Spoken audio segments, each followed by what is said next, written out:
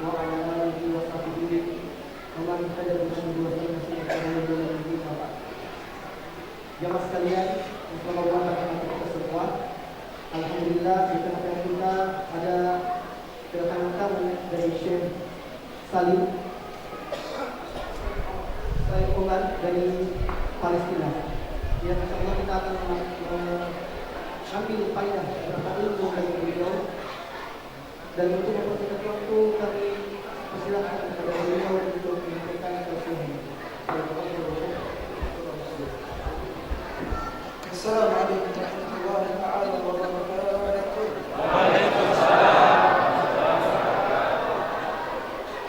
Alhamdulillah taala nahmaduhu ta'ala wa nasta'inuhu wa nastaghfiruh.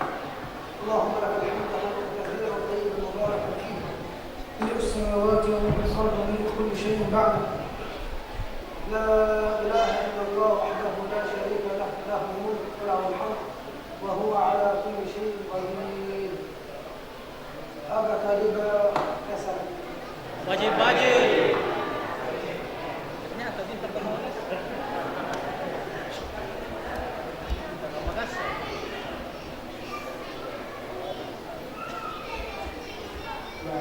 Setelah beliau membuka dengan syahadat kepada Allah Subhanahu wa taala dan juga salawat kepada Rasulullah sallallahu alaihi wasallam. Ya, beliau mengaku kita semua belum terima kasih ya, apa karena ya.